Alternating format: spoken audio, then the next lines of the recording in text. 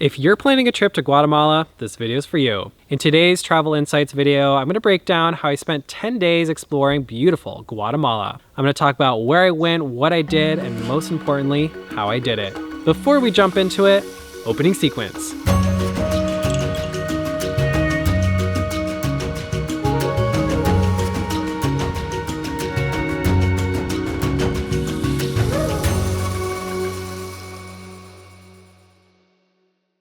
Hello everybody, welcome back to my channel. If you're new here, my name is Jeff Heyer and I'm a travel advisor.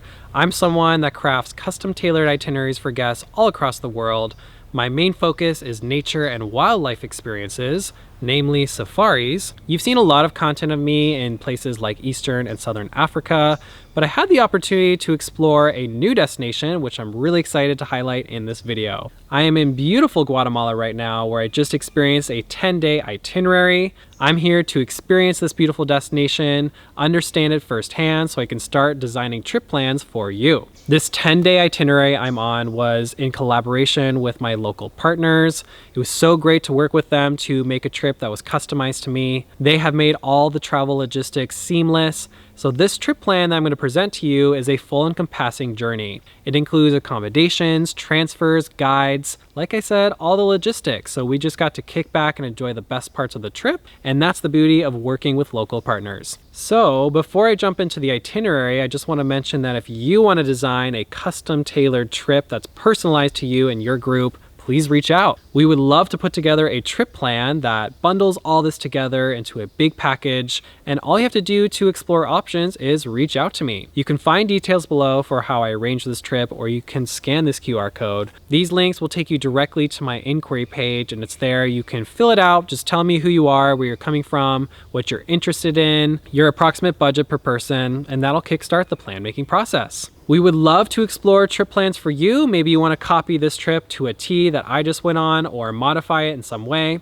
Or maybe you just want to start clean and start from the ground up. Whatever you're looking for, we can make it happen. The trip I just went on was very well rounded. It included some vacation activities, some hiking, some wildlife viewing, archaeological sites, food, culture, and so much more. Before I start sharing the breakdown, a little bit of context for you. Firstly, this trip took place in the month of January, which is a drier season here in Guatemala. Joining me on this adventure was my travel companion Shelly, as well as Sandra, our local guide who accompanied us for the entire duration of the trip. She has been with us from the moment we landed at the airport, and she will be with us to the moment we leave. She has really held our hand through all the logistics. It's great to have a local perspective on where we are, the places we're experiencing. She drove us between several of these locations. Not only did she share her knowledge of the country with us, but she ended up just becoming a fun friend to travel with. So big shout out to Sandra for making this happen. The last thing I'll mention is that the trip I'm about to present to you is definitely on the higher range. This is a premium itinerary option with some more upscale accommodations. I just want to mention that if you want to go on a trip with this similar trip plan that follows the same route,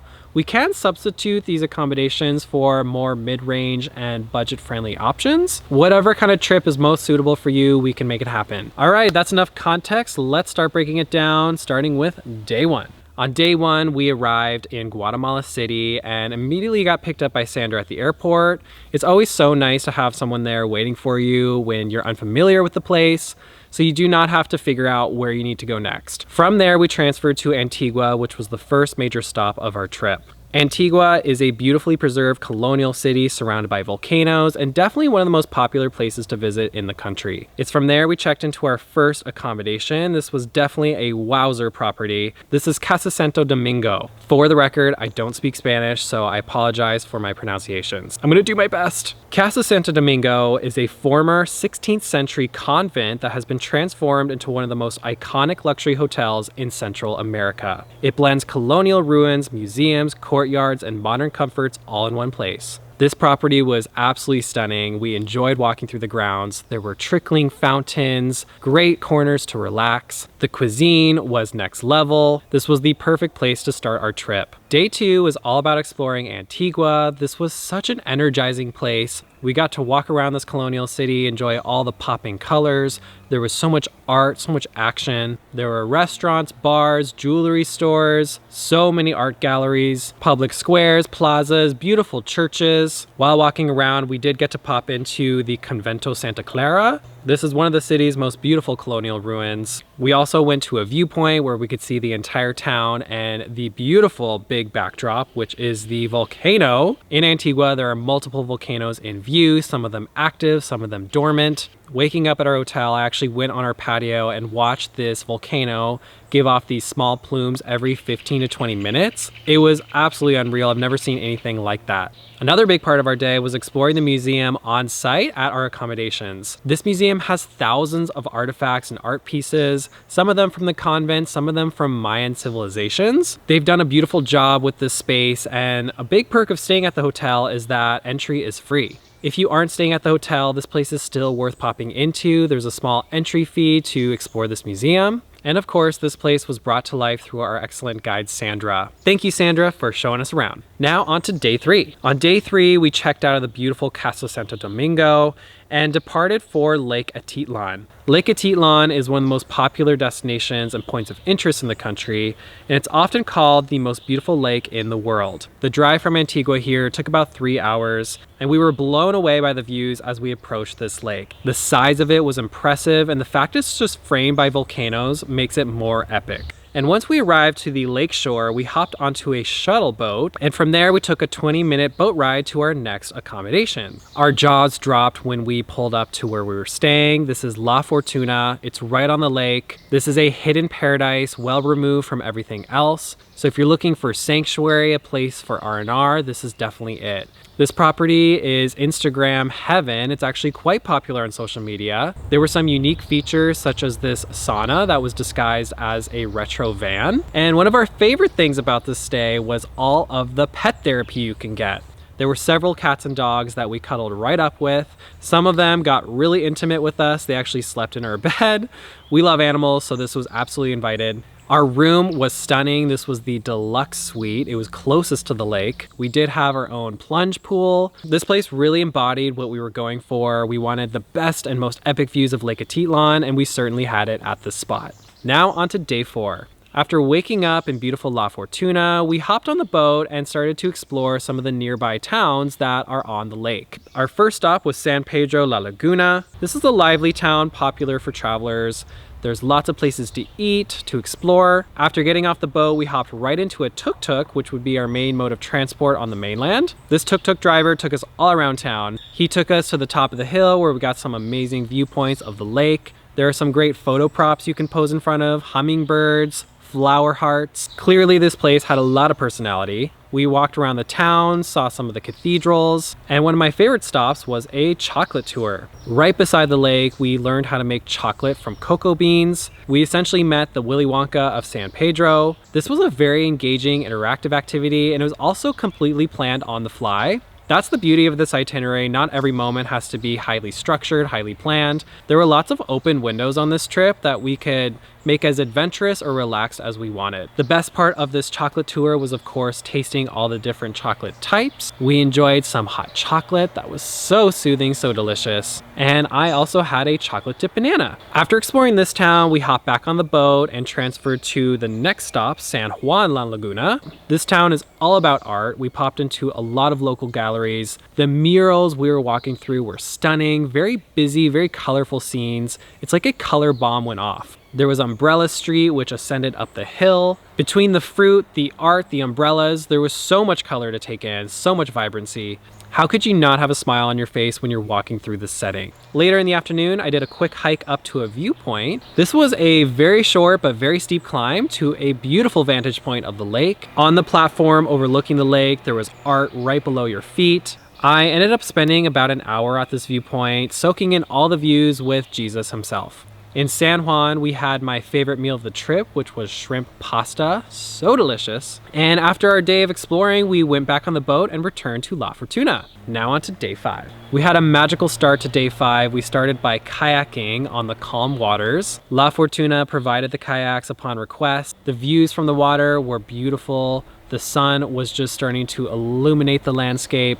As you can see from this footage, it was stunning. It was really hard to check out of this place, mostly because we had to say goodbye to all the animals. But after we had gathered our belongings, we hopped back into the boat and returned to our car. Before carrying on to our next destination, we stopped at Reserva Natural Atitlan. This is a great nature reserve to walk around. It takes about 2 hours to explore. There's some wonderful hiking trails. We enjoyed a short one to a beautiful waterfall that involved 6 suspension bridges. We also went into the butterfly house and witnessed hundreds of butterflies fluttering around us, several different species, including the giant and gorgeous blue morpho. We ended up doing 5 or 6 laps through this. This footage speaks for itself. It was definitely a magical stop. After that, we continued our journey to the foothills of the Atitlan volcano, where we checked into our next accommodation. This is Los Tarrales. I'm working on rolling my R's. Los Tarrales. How was that? The Los Tarrales Nature Reserve is a former coffee plantation established in 1890 and now a private nature reserve with upscale accommodations. This afternoon, we got acquainted, checked into our villa. We explored the grounds, visited a lagoon that's tucked away in the forest. We witnessed lots of different bird species. Overall, we could tell right away that this was going to be a beautiful nature escape. We're on day 6. So day 6 started really early. We woke up before sunrise to embark on a birding expedition. Right from our accommodation, we hopped into a shuttle and drove about an hour up the slopes of the Atitlán volcano. As you know, I love wildlife, so birding was a big emphasis of this trip. So that's what brought us to this destination in the first place. It was all about the birds. One of the most unique species you can witness in these cloud forests is the resplendent quetzal. They are these gorgeous green birds with extra long tails, and they're very significant to Guatemalans. The currency is actually named after the quetzal. The quetzal inspires so much art. So while this was our main prize sighting to look for, there's over 360 bird species that you can find in this forest. Our excellent guide took us up this hiking trail at sunrise. The colors at sunrise were surreal and we could get some amazing views of the active volcanoes. The first part of this hike was through a coffee plantation. And as we climbed higher and higher, we eventually ended up inside the main forest. Now, I'm sorry to report we did not find the quetzal. However, we did spot many other unique species. We saw the azure-rumped tanager, which is only found in Guatemala and southern Mexico. One of our other best sightings was the emerald toucanet. But you know what? It's not always about the birds you spot. This kind of experience is very meditative. It's very connective. And after our birding expedition, we returned to our accommodation and enjoyed a really nice laid-back afternoon. I enjoyed the pool. We did some editing on the hammocks. We had some home-cooked meals and cozied up for a relaxing night. There are a few mosquitoes in Guatemala, and I'm trying to film this in the forest.